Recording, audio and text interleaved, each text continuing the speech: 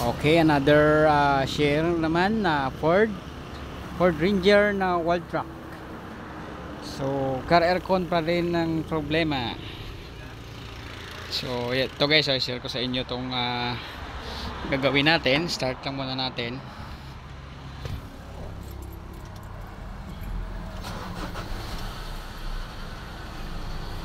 Yan. So dito sa labas maingay.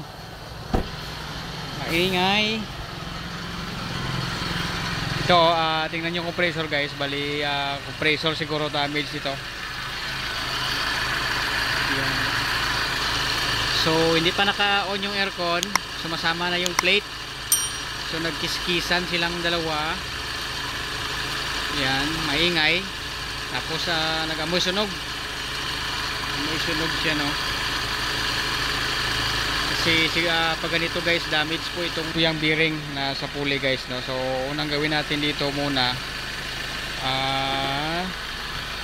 tanggalin natin yung buong radiator housing.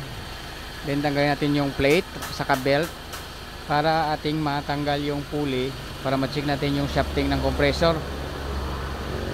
So ang pinaka-importante na ma-check natin is yung shafting, baka nag-stack up yung bearing at saka tamaan yung shafting ng compressor, no. So pag okay yung shafting, pwede tayo magpalit ng pulley assembly or bearing. Okay, so off na natin. So ito, natanggal na natin yung belt. So ito yung bearing guys.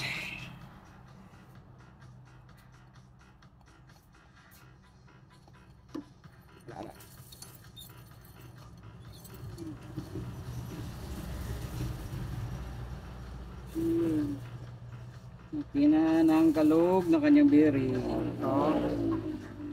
Okay, so tanggalin natin itong pulley, plate, saka coil sa compressor.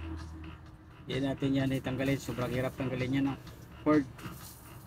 So ito lang, duputin na natin dito.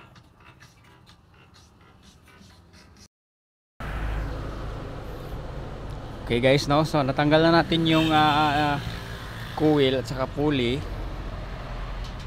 Check lang natin dito.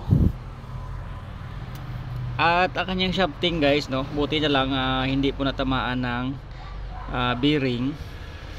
Kasi pag tinamaan ng bearing, umikot yung internal ng bearing dito, wala na.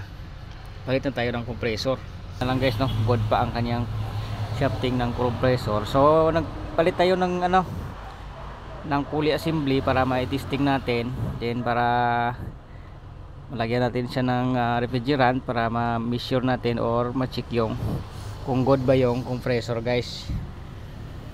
At ito pala yung ipalit natin na bago, nakabili na tayo. Ito. Yan, so pulley assembly po yung binili natin para ipalit natin sa dito sa nawasak na bearing ng pulley, yung bearing sa pulley wasak. Ito talaga yung kadalasan masisira guys, no, kapag may plane na po yung bearing, kasi maliit lang pong clearance dito sa pagitan ng coil. So pag may play po yung bearing, sasayad yan dito sa kanyang coil. So sa katagalan, so tumatama dito, nagkiskisan yung dalawa. So yan, mag-cause siya ng init at saka yung magbabaga na siya at saka umusok. So yan, at tapos may maamoy kayo na sunog. So ito yun guys, no. Okay, so install na natin to para mai-testing din natin yung compressor at saka unit kung good ba. Okay, so sobrang haba po nakatambay ng unit na to kasi bumili po sila ng belt. Tapos yun, kinakabahan na sila kasi sobrang ingay na po ito pag tumatakbo. So kaya na standby to. So tapos nagpalit sila ng belt. After nun, dinala dito sa atin para pa-check. So ito yung nakita natin na problema. Okay, okay guys, install na natin.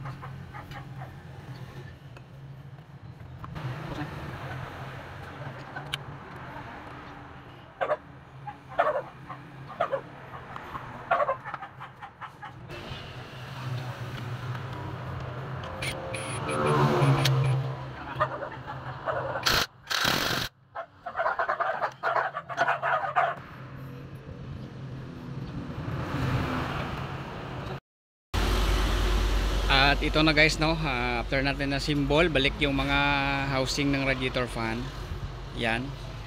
So nag-add tayo ng freon, no. Okay, so silipin natin yung kinabit natin. Yun. So yun yung pulley na nilagay natin guys, no. Guys, no. Yan. So okay, mag-start na tayo. Start. Okay.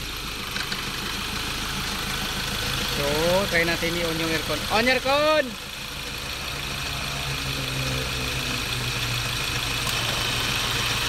Yun. So good na, wala nang ingay. So compare sa hindi pa natin nakalas, sobrang ingay kasi kita naman natin na wasak na yung bearing, yung mga bulitas niya na masyal-masyal na kung saan saan. Okay, so yung ating freon, no, so medyo kulang siya ng konti. Dagdagan lang natin para maserbaran natin yung unit kasi nag-standby to.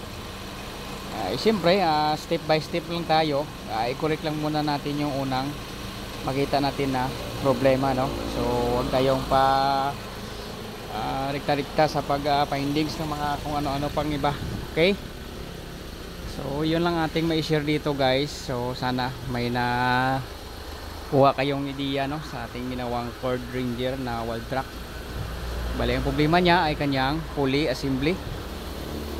Okay, so yun lang guys, and thanks for watching po and God bless.